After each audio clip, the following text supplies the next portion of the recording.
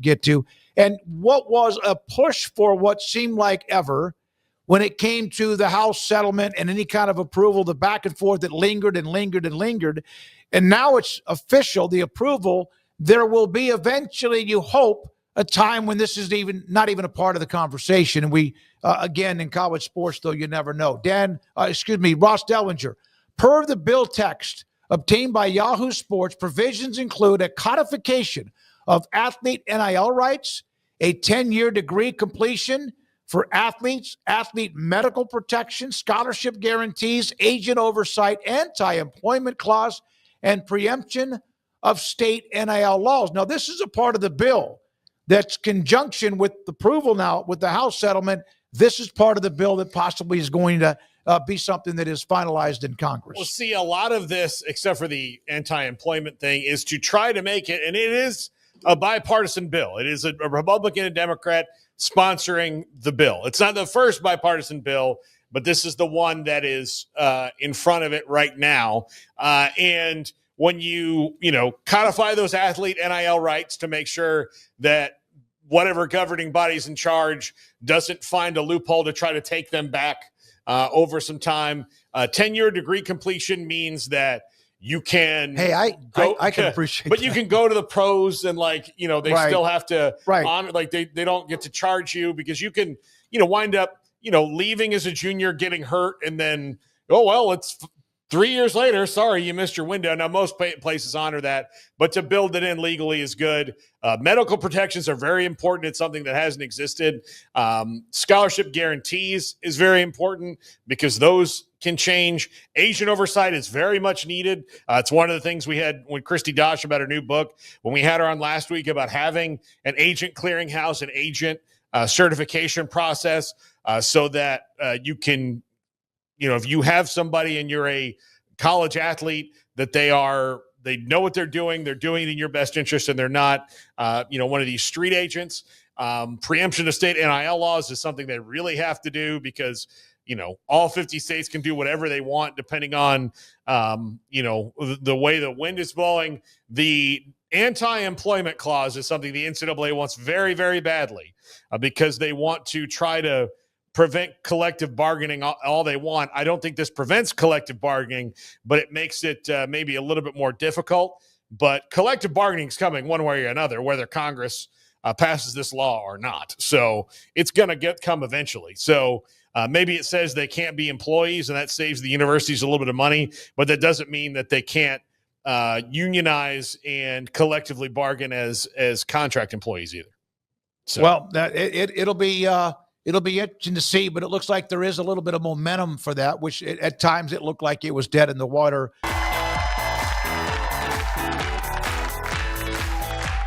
The Lumi Charge is an all-in-one home desk lamp, speaker, and phone charger.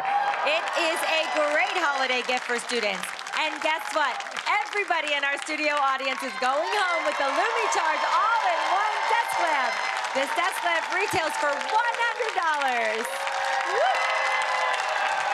That's amazing. I need that for my son when he goes off to college. Completely. I saw this note about the scholarship security, as you mentioned, prohibits schools from canceling or reducing scholarships based on athletic performance, injury, or roster management. The agent oversight establishes, as you mentioned, agent registration, disclosure requirements to protect athletes from exploitation. And boy, by the way, agents, the good ones, are the ones that have kind of had to go about learning the new stuff or what they've been doing before. They want this too because there are some rogue agents, those that are probably getting too much commission. Even the agents who get commission are saying, wait a minute, that's not a very fair contract.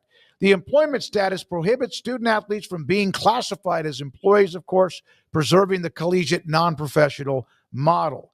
Federal preemption creates a single national standard, overriding inconsistent state laws to ensure clarity for athletes, schools, and sponsors as each state is passing their own, I guess you could say, laws when it comes to the NIL. So there we are with that. NIL. I don't know. The NIL. Yeah. No. I don't know why that always I don't know. It just sounds funny to me. The NIL. Yeah. But it's not It is not. Is it the or No, is it it's just straight NIL. NIL? It's just Yeah, NIL. yeah, you're It's right. NIL. Yeah. The NIL.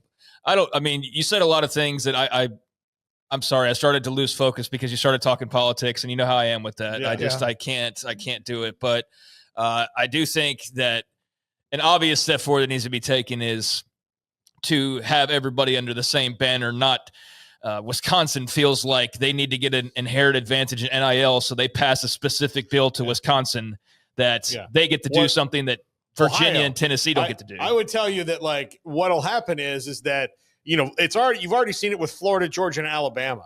They've passed multiple NIL laws. Tennessee too, right? Yeah, Tennessee. So like all of them have passed Where do they multiple. where do they all play? Where do they located? Exactly. Louisiana. Yeah. So like they're all doing it so that you can, look what this one does. Well, how can we get an advantage? Yeah. Well, if the cap in Alabama is 27%, ours is going to be 35. Right. And all these things. So they keep doing it. So if Wisconsin, like for your example, whatever Ohio does, Michigan and Wisconsin are going to be like, oh, well, we'll do that. They've got to stop that. Yeah. Everybody needs to be on the same plane.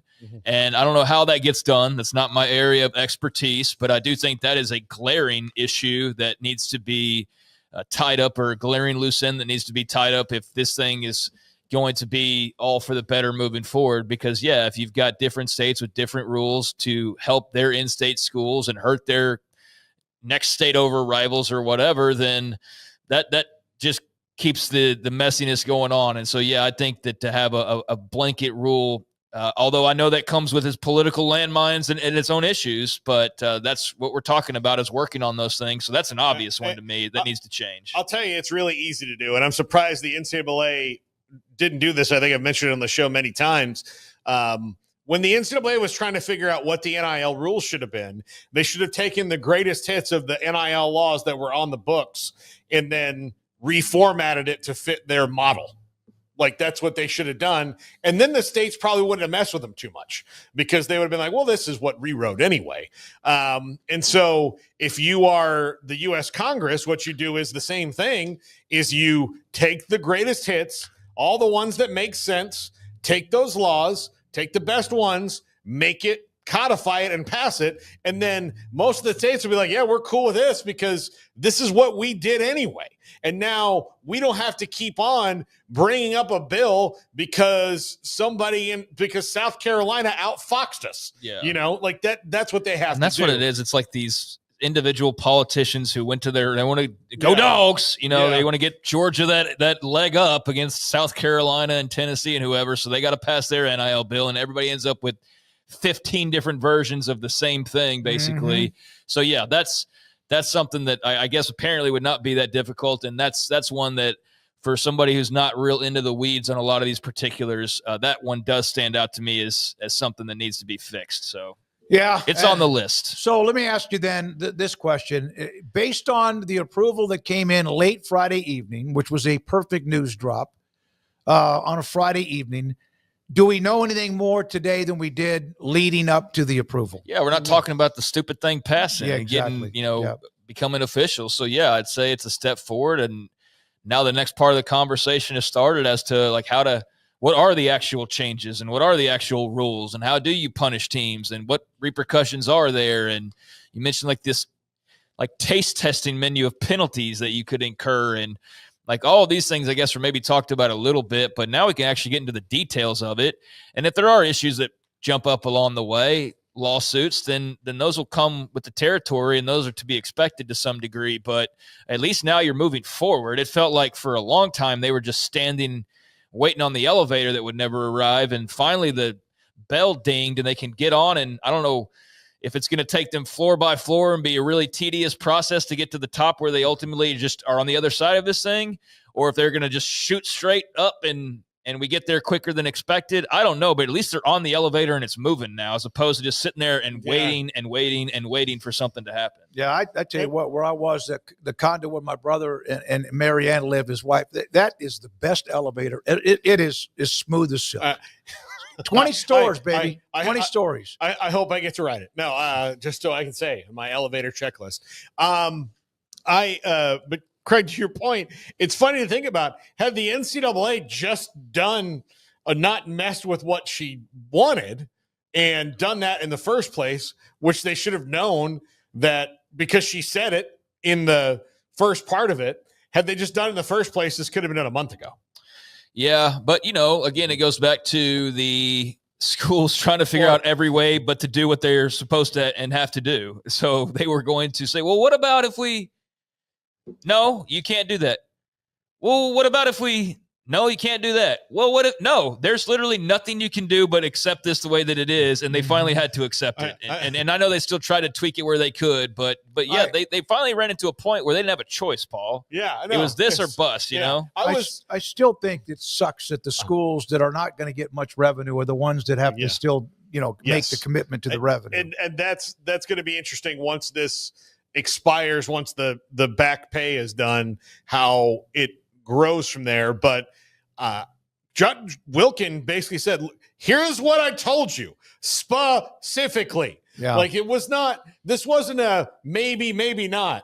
Specifically, I like everything but this not grandfathering in the roster limits, just right in the grandfather of the roster limits. And they're like, I hear you, but, and you're like, no, just do that. Have a plan for that. Yeah, I don't know if Dan Wetzel, who, well, I'm sure we'll get on at another time. He's on with us, occasionally, so I'm sure we'll get him sooner rather than later. I get it's a definite busy time right now. It's either busy time or it's vacation time, basically at this time of year. He might be working on a story. But he might be at NACTA for all I know is what I was going to say. Yeah. I know that Ross Dellinger's there, and he put out a quote from Charlie Baker a few minutes ago that said, I guess Charlie Baker speaking to administrators and said that college sports' collective inability to change years ago put the entire enterprise at risk. Well, he is talking to the freaking – that's the pot talking to the kettle in Orlando right now, is it not? Yep. I mean, yeah, all of you people in this building could have helped stave this off, or some of you especially more than others. And instead, we waited to the last possible minute to try to fix this thing. And so, yeah, it did – put everything at risk, Charlie, and the inability to change wasn't an inability. It was a lack of want to. It wasn't an inability to do anything. It was they did not want to change until the government said, you are changing or this is over. And they said, well, I think we should change now. So, yeah, I think he's stating the obvious, but he's also speaking to an audience that could have prevented all of this to begin with. So, yep. I think, asked Scott Drew that question at the end I think of the that's where, maybe Dan's caught up with some of that. I know Ross is. So, either way, there's plenty to talk about. And this has been an interesting 72 hours of this. And I've seen as many holes poked in this thing. And I don't know how legitimate the poking of those holes, if there's legitimate gripes on how this looks and what'll be torn apart and sued to death and ultimately changed or not. But it does feel like we're on the other side of something. It's just not smooth sailing yet. We're just not like in the heart of the storm. We're on the edges of it at this point. I know that can still be dangerous, but you can at least see like a little bit of sunshine out there on the horizon somewhere. So I think that's a better place than we were last week at this time, certainly. But there's a lot to figure out still. There are a lot of unanswered questions.